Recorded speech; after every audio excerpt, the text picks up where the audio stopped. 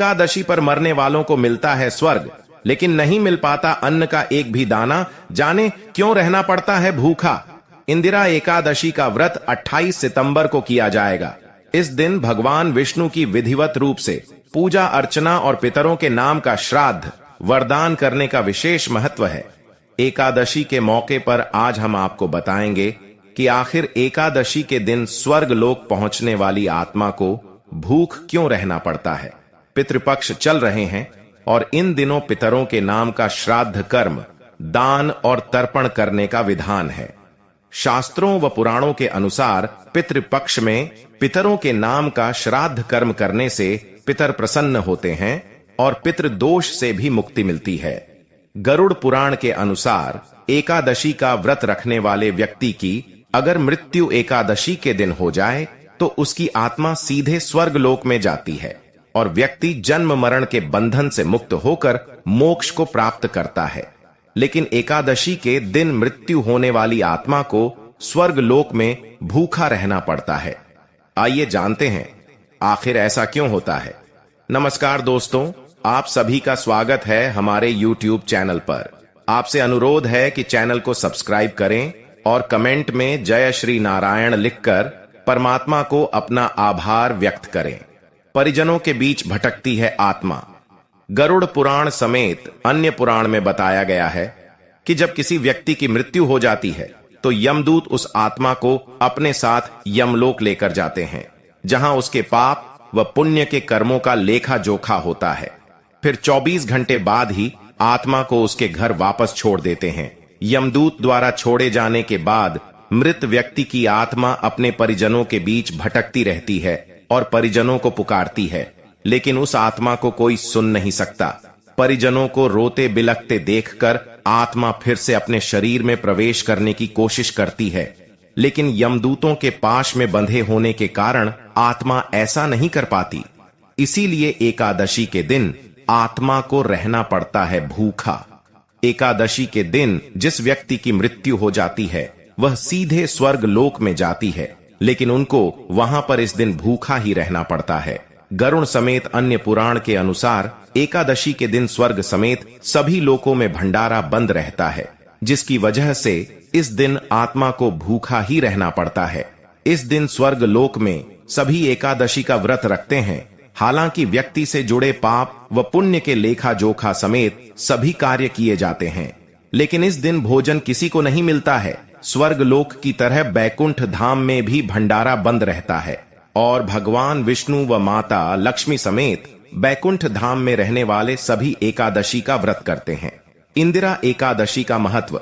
पितृपक्ष में आने वाली एकादशी तिथि को इंदिरा एकादशी के नाम से जाना जाता है। इस दिन एकादशी का उपवास करना चाहिए और विधिवत रूप से भगवान विष्णु और माता लक्ष्मी की पूजा अर्चना करनी चाहिए।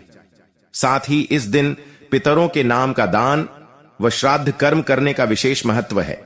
ऐसा करने से भगवान विष्णु के साथ साथ पितरों का भी आशीर्वाद मिलता है। धार्मिक मान्यताओं के अनुसार इंदिरा एकादशी का व्रत करने और पितरों की पूजा करने से 7 पीढ़ियों के पितर तृप्त हो जाते हैं और परिवार में सुख शांति और समृद्धि बनी रहती है। जन्म मरण के बंधन से मुक्त हो जाता है व्यक्ति। गीता में बताया गया है कि माह के 30 दिनों को चंद्र के घटने व बढ़ने के अनुसार 15 दिन में बांटा गया है। 15 दिन को शुक्ल पक्ष और 15 दिन को कृष्ण पक्ष कहते हैं। जब चंद्रमा बढ़ने लगता है उसको शुक्ल पक्ष और जब चंद्रमा घटने लगता है तो उसको कृष्ण पक्ष कहते हैं। शुक्ल पक्ष के अंतिम दिन पूर्णिमा तिथि आती है और वही कृष्ण पक्ष के अंतिम अवस्था अमावस्या तिथि आती है। शास्त्रों में बताया गया है शुक्ल पक्ष के 15 दिन देवताओं के दिन माने जाते हैं, वहीं कृष्ण पक्ष के 15 दिन पितरों के दिन माने जाते हैं। देवताओं के दिन को उत्तरायण और पितरों के दिन को दक्षिणायन के काल कहते हैं। गीता में बताया गया है जिस व्यक्ति की देवताओं के दिनों में यानी शुक्ल पक्ष में मृत्यु होती है वह जन्म मरण के बंधन से मुक्त हो जाते हैं, और वही जिनकी पितरों के कल्याणी कृष्ण पक्ष में मृत्यु होती है उसका जन्म फिर से पृथ्वी पर होता है। पितृपक्ष की एकादशी को इंदिरा एकादशी के नाम से भी जाना जाता है और इस दिन श्राद्ध किया जाता है। इस दिन श्राद्ध करने से कई लाभ मिलते हैं, जैसे कि इस दिन श्राद्ध करने से पितरों को मोक्ष की प्राप्ति होती है। इस दिन श्राद्ध करने से 7 पीढ़ियों तक के पितर तृप्त होते हैं।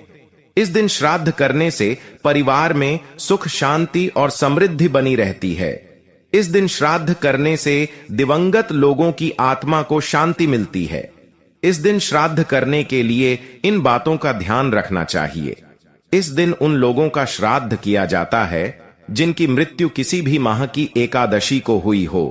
इस दिन उन लोगों का भी श्राद्ध किया जा सकता है जिनका संन्यास धारण करने के बाद निधन हो गया हो। इस दिन पितरों के लिए तर्पण करना चाहिए। इस दिन ब्राह्मणों को भोजन कराना चाहिए और उनका आशीर्वाद लेना चाहिए। इस दिन गाय, कुत्ते और चींटियों को भी भोजन खिलाना चाहिए। इस दिन तिल, अन्न, चावल और दूध का दान करना चाहिए। इस दिन कौवे को भी भोजन कराना चाहिए। इस दिन गरुड़ पुराण का पाठ करना चाहिए। इस दिन जरूरतमंद लोगों को अनाज, धन, जूते, चप्पल, कपड़े, खाना दान करना चाहिए। आइए जानते हैं यहाँ पितरों के उद्धार के लिए एकादशी पर क्या क्या कम करें। एकादशी का श्राद्ध करने से पितरों को अधोगति से मुक्ति मिलती है तथा सद्गति प्राप्त होती है। मान्यता अनुसार यदि आपके कोई पूर्वज जाने अनजाने में हुए अपने पाप कर्म के कारण यमलोक में अपने कर्मों का दंड भोग रहे हैं, तो इस एकादशी पर विधि पूर्वक व्रत करके इस व्रत के पुण्य को पूर्वजों के नाम पर दान कर दिया जाए तो उन्हें इस दंड से छुटकारा मिलकर स्वर्ग की प्राप्ति होती है। एकादशी तिथि का श्राद्ध करने से आर्षि और सन्यासियों को आशीर्वाद मिलता है। पितृपक्ष की एकादशी के दिन भगवान शालिग्राम की मूर्ति का पूजन करें। ब्राह्मणों को भोजन कराने और पितरों का तर्पण करने से सभी तरह के संकट परेशानियां दूर हो जाते हैं और रुके हुए सभी कार्य पूर्ण हो जाते हैं तथा घर में सुख शांति और समृद्धि निरंतर बढ़ती है। श्राद्ध पक्ष की एकादशी पर सबसे पहले देवताओं को अग्निग्रास दें, फिर गाय, कौवे, कुत्ते, चींटी मछली को भोजन कराएं और साथ ही पीपल वृक्ष के नीचे अन्न जल रखें। इस तरह के कर्म से एकादशी का दोगुना फल आपको प्राप्त होगा और सभी तरह के संकटों से मुक्ति मिलती है। आश्विन कृष्ण एकादशी का श्राद्ध करने वाला निरंतर ऐश्वर्य की प्राप्ति करता है। एकादशी तिथि को संन्यास लेने वाले व्यक्तियों का श्राद्ध करने की परंपरा है। इस समय एकादशी व्रत रखा जाता है, अतः इस बार इंदिरा एकादशी का व्रत रखा जाएगा। एकादशी तिथि के दिन श्राद्ध का दान किया गया है तो यह सर्वश्रेष्ठ दान है। इस दिन व्रत रखकर श्राद्ध कर्म करने से पितरों के देव अर्यमा और भगवान विष्णु प्रसन्न होते हैं। इस एकादशी का व्रत रखने और श्राद्ध करने से कर्ज से मुक्ति मिलती है। एकादशी तिथि का श्राद्ध करने वालों को समस्त वेदों का ज्ञान प्राप्त होता है। एकादशी के श्राद्ध करने वालों की जीवन की संपूर्ण पाप कर्मों का विनाश हो जाता है। इस दिन पूजा करके आप जाने अनजाने में हुए अपने पाप कर्मों से छुटकारा भी पा सकते हैं। दोस्तों, वीडियो आपको कैसी लगी कमेंट करके जरूर बताएं। ऐसे ही और धार्मिक और पौराणिक जानकारी के लिए हमारे चैनल को सब्सक्राइब करें।